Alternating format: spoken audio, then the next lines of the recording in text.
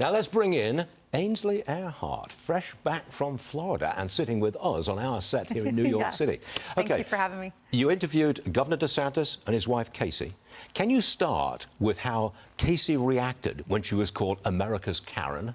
So I talked to her about the positives. There are a lot of pluses. You know, they talk about how fashionably she dresses, how beautiful she is, what a great mother she is, how she handled her cancer treatments and pushed forward, and what an asset she is to him, the secret sauce.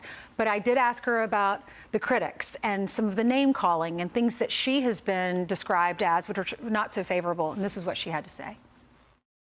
The Jackie O wannabe, the Walmart Melania, and then even criticized for your eyebrows. How do you deal with the criticism? One thing that the corporate media did get right about me, I do shop at Walmart. I think it's interesting, and you probably can sympathize with this. When they come after you and they're just calling you names, that means they don't want to litigate the merits of their case. They don't want to have that conversation. They want to call you names. They want to try to get you to back down. But I can tell you the number one thing, we will not back down when it comes to our family. What did she say to you about, or what did the pair, did they say to you about Trump?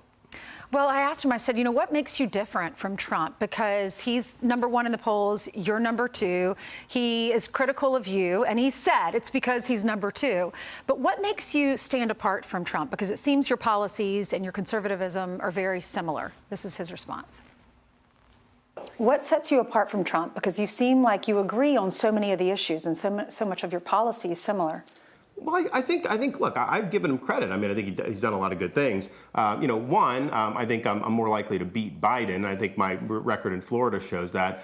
Two, I think I'm more likely to actually get all this stuff done. Look, I'm a former military officer. I'm disciplined. I'm focused. I don't worry about all the side issues. A lot of the stuff that happens on a day-to-day basis is a distraction. I don't try to stir that up. I try to get the job done every single day. I'm also somebody who's able to serve 2 terms.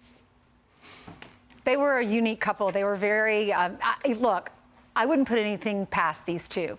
If he doesn't end up winning here, I think he could be the president in the future. They definitely have a presence. When they walk into the room, it's pretty dynamic. And they ping pong off of each other. They make a really good team.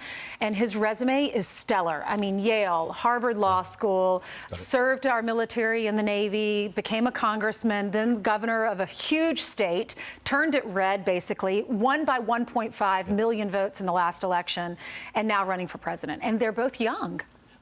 Did you have any explanation, or did you broach the issue that his polling numbers have come down? I did. I said, you know, if you look at the Real Clear Politics, which is the average of all the polls, you're about 33 points below Donald Trump. But he says, give me time. You know, he still has the debate coming up. He wants Donald Trump to participate in the debate. But the debate's really the starting point for this election, I think. It's at the end of August. We're sponsoring it. Fox is. It's August 23rd. So we'll all have to watch. And if Trump doesn't get in this debate, there's a good chance for someone else to really shine. And it could be Ron DeSantis. It was a great interview. Thank you. That really came across very nicely. Thank you so much. Nice people. They are nice people, and we met their children. Their oldest child, she's really smart.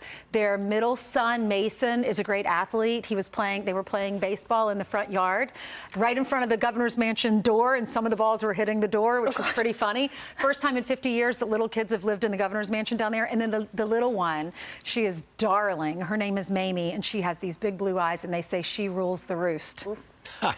Nice family. They Ainsley, are. thank you very much indeed. Thank you.